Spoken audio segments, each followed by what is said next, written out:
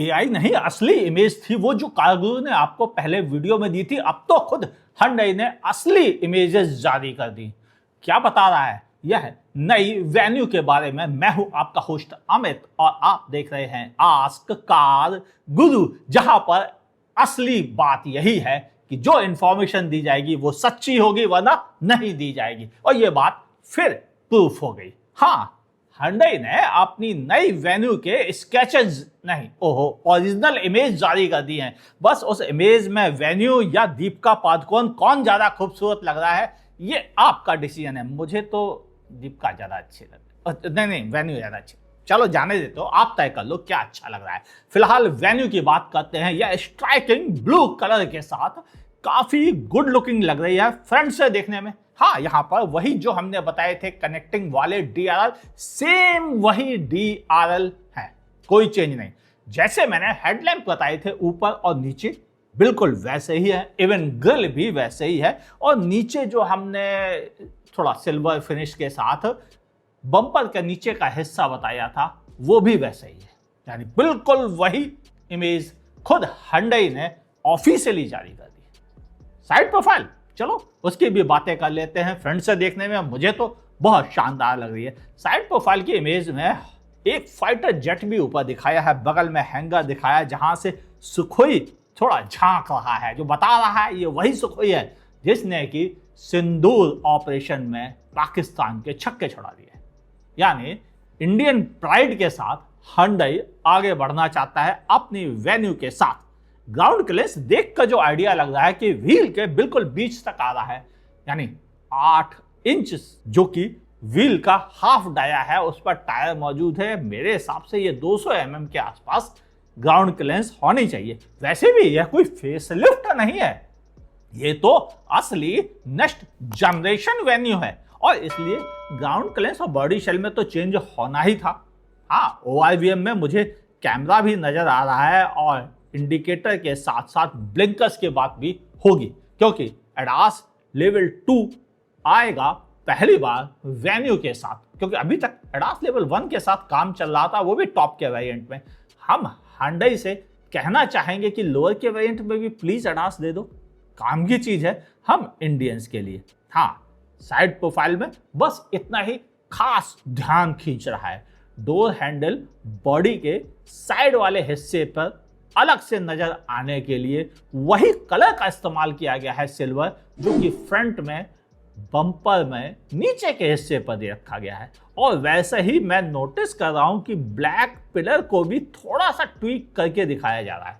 हाँ, ए पिलर की बात कर रहा हूं। ऊपर रूफ रेल मौजूद है जो सिल्वर पेंट में दे रखी गई है। यानी क्या 2 तरह के डुअल टोन ऑप्शन के साथ आएगी। चलो देखते हैं। इवन हमने जो व्हील्स भी आपको दिखाए थे, बिल्कुल वही 16 इंच के व्हील कंपनी ने क्लियरली दिखा दिए। अब बात करते हैं इस कार के बाकी हिस्सों के बारे में। सबसे बड़ा इंपॉर्टेंट चीज तो ये है कि आगे की सीट पर क्या क्या मिलेगा। देखो, फोटो देखकर लग रहा है कि सबका ध्यान तो दीपिका पे ही जा रहा है, मेरा भी जा रहा है। चलो भटकते नहीं है, सीधे पॉइंट पे आते हैं। डैशबोर्ड में सबसे इंपॉर्टेंट चीज जो आप नोटिस करेंगे वो ये है कि 12.3 इंच का डुअल स्क्रीन मिल रही है। हाँ, ये इंफोटेनमेंट सिस्टम और डिजिटल इंस्ट्रूमेंट क्लस्टर दोनों ही 12.3 इंच के हैं, जो मेरे नजर में एक बहुत बड़ी चीज है। इस सेगमेंट में केवल नेक्सॉन ही था जो इस तरह के फीचर्स देने के लिए तैयार था, और इस बार Hyundai ने बाजी मारने की कोशिश की है। और यह पैनोरामिक डिस्प्ले, यानी एक लाइन में बना हुआ डिस्प्ले, मुझे बेहतर लग भी रहा है और देखने में भी नजर आ रहा है। यह गाड़ी पिछली गाड़ी से लगभग जैसा मैंने बताया था बिल्कुल वैसे ही एग्जैक्ट 45 mm टॉलर है और 30 mm वाइडर है। यानी यह चौड़ी और ऊंची हो गई है, जबकि इसका व्हील बेस है 2520 mm, जो बताता है भीतर आपको काफी जगह मिलेगी। मुझे जो चीज अच्छी लगी वो लगा इसका 2 स्टेप रेक्लाइनिंग रियर सीट, जिसके बारे में सबसे पहली बार कारगुरु ने ही अपने पिछले वीडियो में बताया था। अब Hyundai ने क्लियर कर दिया है, रियर AC वेंट भी है और कोई ऐसी चीज नहीं। हाँ, लेदराइट सीट्स आ गई हैं, जिसके बारे में मैं टॉप एंड में ही एक्सपेक्ट कर रहा था और वो शायद टॉप एंड में ही होंगी। रही अब वेरिएंट की बात, पेट्रोल में टोटल, माय गॉड क्या कर रही है Hyundai, 7 वेरिएंट दे रही है और डीजल में 4, यानी टोटल 11 वेरिएंट आ रहे हैं।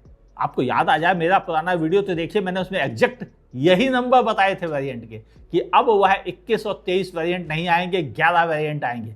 याद आया? जाके देख लेना उस वीडियो को। कार्गो इसीलिए आज भी लोगों की नज़र में रिस्पेक्ट पाते हैं। उसका रीजन यह है कि वो बिल्कुल वही इंफॉर्मेशन देते हैं जो सही होती है, वरना नहीं देते हैं। अब क्या बचा? लॉन्चिंग। हाँ, उम्मीद है प्राइसिंग भी शायद वही आएगी जो कार्गो ने एसएस की थी। वेट कर लीजिए या उस वीडियो को भी देख लीजिए जिसके बारे में कार्गो बार बार आपको बता रहे हैं कि हमारे यहाँ इंफॉर्मेशन गलत नहीं दी जाती है। उसके नीचे कमेंट पढ़ना, बहुत सारे लोगों ने लिखा था एआई इमेज है, ये है वो है, आपकी इंफॉर्मेशन सही नहीं निकलेगी, देख लेना, ऐसा नहीं ऐसा होगा। और ये बिल्कुल वैसा ही हो रहा है जो कार्गो ने अपने वीडियो में कहा था। आई बटन पर क्लिक कीजिए और उसे देख लीजिए। 4 नवंबर को लॉन्च हो रही है, कोई चेंज नहीं। ये गाड़ी 1.2 लीटर कापा इंजन, 1 लीटर GDI इंजन और वही अपने 1.5 लीटर CRDI डीजल इंजन के साथ आएगी, जिसमें मैनुअल, डुअल क्लच, ऑटोमेटिक दोनों के ऑप्शन दिए जाएंगे। और इसके अलावा एक वर्ड यूज किया गया है ऑटोमेटिक, यानी डीजल के साथ भी ऑटोमेटिक अब आने वाला है। इसकी संभावना बढ़ गई है। मगर मैं चाहता था कि यह 1.2 कापा में अगर CVT दे दे तो क्या पता कंपनी का इरादा यही हो और क्लियरली जानबूझ के इंफॉर्मेशन ना दी गई हो ताकि वॉक अराउंड और जब लॉन्च किया जाए कुछ तो एक्साइटमेंट बच जाए। आपका क्या सोचना है लिखिएगा नीचे कमेंट सेक्शन में। वीडियो पसंद आए तो लाइक, नहीं तो डिसलाइक कीजिए। मगर सोचिएगा कि इतनी सही इंफॉर्मेशन कोई दूसरा क्यों नहीं बताता है। लिखना नीचे कमेंट सेक्शन में। फेसबुक पे लाइक फॉलो कीजिए हमारे पेज को। आप वीडियो को करते हैं, पेज को भूल जाते हैं। पेज को लाइक और फॉलो कीजिए और यूट्यूब पर सब्सक्राइब कीजिए, नोटिफिकेशन ऑन कीजिए, क्योंकि गलत इंफॉर्मेशन सब देते हैं, कार्गो पर ही मिलती है वो इंफॉर्मेशन जो प्रूवन होती है।